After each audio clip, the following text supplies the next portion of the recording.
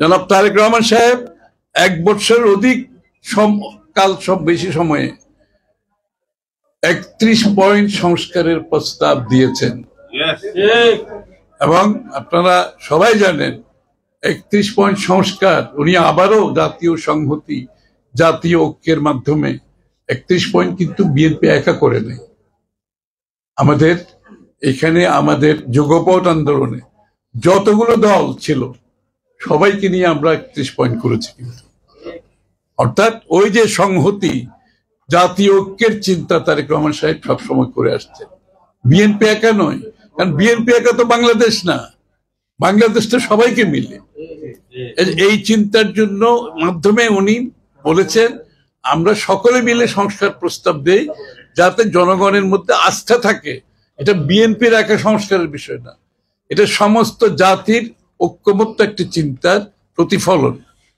এর বাইরে ছিল শুধু আওয়ামী লীগ এবং তার কয়েকজন দোসররা, আর সবাই কিন্তু 31 পয়েন্ট সংস্কারের সাথে ঐক্যবোধ পোষণ করে আমরা সবাই মিলে সেই সংস্কারের কথা বলেছি 1 বছরের অধিক কাল সময় আগে। আরো তাদের অবগতির জন্য বলছি, শুধুমাত্র তাই নয়, তারেক রহমান সাহেব শুধু সবাইকে মিলে ঐক্যবোধের পরিপ্রেক্ষিতে সংস্কার প্রস্তাব দেয়নি, এটা বাস্তবায়নের চিন্তা করেছেন। কিভাবে? উনি বলেছেন নির্বাচনে অংশগ্রহণ করে জাতি যদি আমাদেরকে সমর্থন দেয় তাহলে আমরা একটা জাতীয় সরকার গঠন করব, এবং সেই জাতীয় সরকার সবাইকে মিলে এই যুগপৎ আন্দোলনে ফ্যাসিস্টের বিরুদ্ধে যারা রাস্তায় লড়েছেন, যারা জেলে গেছেন, যারা জীবনের ঝুঁকি নিয়েছেন, যারা ত্যাগ করেছেন, আমরা সকলে মিলে একটি জাতীয় সরকার করব, এবং এই জাতীয় সরকার 31 দফা সংস্কার বাস্তবায়ন করবে। বিএনপি একা না, কিন্তু এটা বোধহয় অনেকের বুঝতে একটু কষ্ট হচ্ছে। যারা সংস্কারের কথা বলছে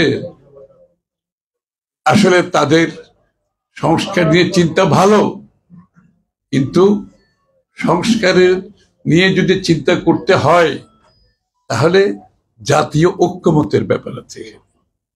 আর সবচেয়ে বড় কথা হচ্ছে সংস্কারের সাথে জড়িত যে গুরুত্বপূর্ণ বিষয়টি হচ্ছে জনগণের সমর্থনে আপনি সংস্কার করবেন, জনগণের আস্থা নিয়ে আপনি সংস্কার করবেন, জনমতের পরিপ্রেক্ষিতে আপনি সংস্কার করবেন। সেটা একমাত্র সম্ভব একটা নির্বাচিত সরকারের পক্ষে। অনির্বাচিত কোন সরকার নিজের চিন্তা ভাবনায়, নিজের ধারণায়, নিজের দর্শনে তারা কোনো সংস্কার সেভাবে করার কোনো সুযোগ নাই। সংস্কারটা করতে হবে যেই সমস্ত বিষয়ে জাতীয় ঐক্যমত আছে সেগুলো তারা করতে পারে, এবং আমাদের বিএনপির পক্ষ থেকে আমাদের কোনো আপত্তিও নেই এই ব্যাপারে।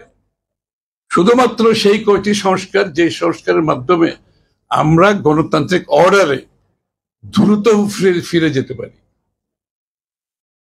এবং সেটি জাতীয় ঐক্যমতের পরিপ্রেক্ষিতে। বাকি সংস্কারের জন্য আপনি দেশের জনগণের কাছে যেতে হবে ভোটের মাধ্যমে।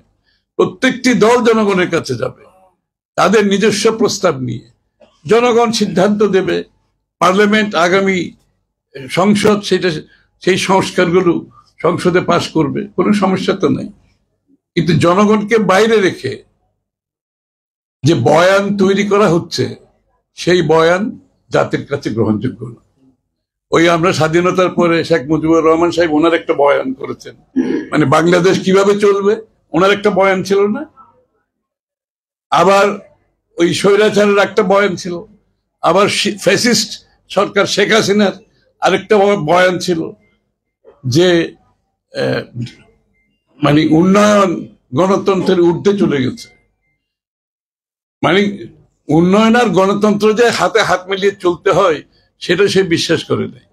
সে বলছে উন্নয়ন গণতন্ত্রের উপরে, আর গণতন্ত্রের মাধ্যমে উন্নয়ন হবে, উন্নয়নের মাধ্যমে গণতন্ত্র হয় না।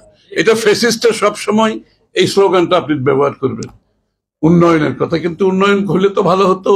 উন্নয়ন তো হয় না, হয়েছে লুটপাট, হয়েছে বিদেশে 150 বিলিয়ন পাচার, হয়েছে তার তার কি সহকারী না 200 কোটি টাকার মালিক সে শেখ হাসিনার কি যেন 400 কোটি টাকা, ও ড্রাইভার না কে, পিয়ন পিয়ন।